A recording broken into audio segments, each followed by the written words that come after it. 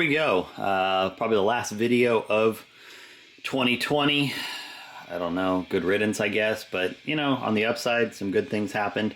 So I can't say it was absolutely a horrible year.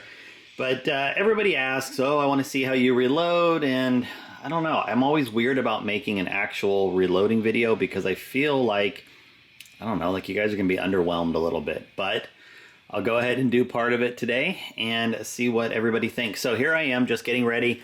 I just have one of my little mini matches tonight. It's only 30 rounds that I'm loading. And it's a 600 yard. I do it every Tuesday. It's a match that I run. We usually get, I don't know, Winter League is maybe 20 something guys. Summer League we get 40 to 50.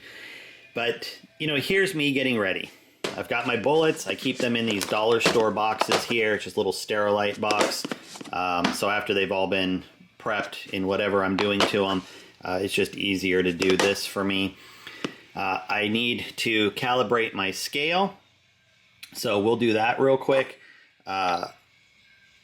There's that. And then hit print. And then a little 100 will come up, meaning put 100 grams on it. And there's my calibration weight. And we will calibrate. Okay, so that's done. Now we can put a pan in and zero it. So that's good. I do need to fill it with powder. As far as the press goes, I've got my loading block in that's going to have my powder, my bullet, my expander, gauge pin, and of course, sitting in the back is my bullet seeder.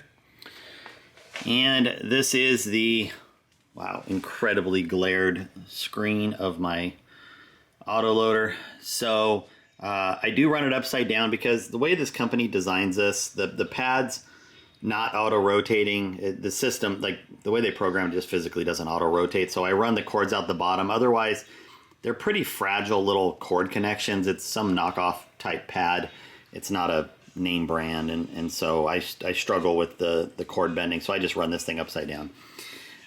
In any event, we hit loader, and then we're going to wait for it to come up, and we're going to hit accept terms, and then we need to calibrate. Now when I'm loading, one thing important to remember is that I do have my primer bar pulled out, and what I do is I just run a rubber band around it here. And that's just to prevent any chance of this bar moving forward and impacting onto the auto drive system. So if this were to accidentally wander forward, it would cause a jam. It'd probably blow out my indexing ring, and I don't feel like doing that. So I just take an extra precaution of wrapping a rubber band around the back here. So once I know I've got that secured, I can run the calibrate. That's going to come down, and then up, and then down again. And that's just setting the max min limits on the auto drive system, making sure it's working properly. So now that that's ready to go, again, I apologize for the horrible glare. You can see that we have everything ready to go up here. So we'll come back to that in a second. All I did was hit stop so that it was ready to go. I have my receiving bin ready, and then I have my just box for tonight. So we've got brass up in there's my mirror on the ceiling, and this is just some more virgin brass that is just getting shot tonight. So I've got 30 pieces up there. We've got case feeder working now. This is a case feeder stop, so I need to move it forward so that it engages the case feeder. And then we're just going to put some powder in here, and we'll be ready to go. So give me a second to get everything set up, and we'll start loading. All right, so we're going to get running here. I've already manually auto indexed a few rounds through. You can see everything's running where it should be. Nothing fancy. Just waiting for powder to drop. Then we can hit the single cycle on the auto drive. We'll be good to go.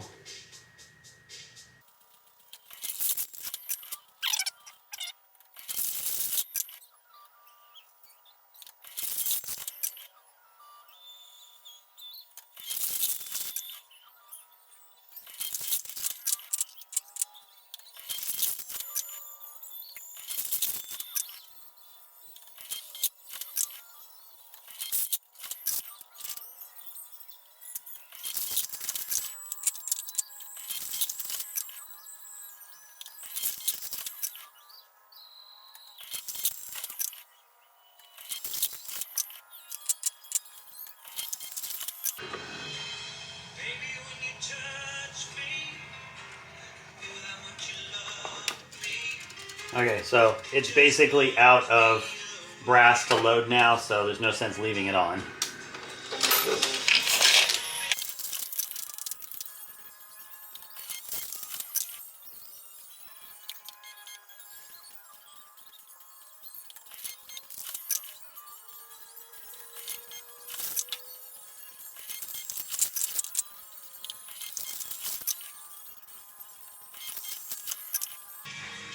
I can turn off the bullet feeder now because there's enough in here to fill what's left. So I don't really worry about it. And then you have to make sure that you're watching the last piece of brass so that, like, this is the last one in there, so I need to make sure that I dump powder on it. So this will be the last cup of powder that I dump.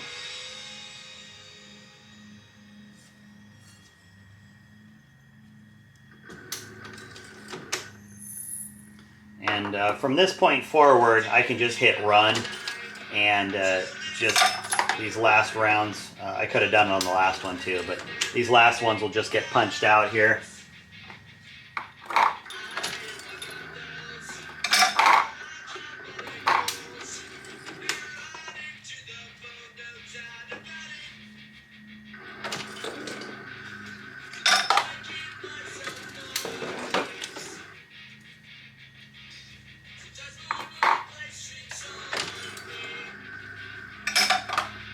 Alright, so that's everything there. And just for fun, and I don't expect these to be perfect, but let's see what kind of variance we're getting just with this 1/1000. Just grab a couple random ones here. That one's 2. 1.5. Now if we take this tool, we'll just find a random 0 on that one, 0, 1/2 10,000ths. Again, we're going to the most accurate number on the gauge. It doesn't necessarily indicate that it's the actual accuracy, but based on the actual indicator, 1/2 10,000ths, or 1/2 thousandths I should say. 0, 0. So again, this is why I really like this tool, 1/2 thousand. You know, for me it really shows what the true seating depth variance is compared to that one, which can definitely show a lot more variance. Anyway, these are all ready to go. That's what it took for me to load 30 rounds of ammo. Hope you enjoyed.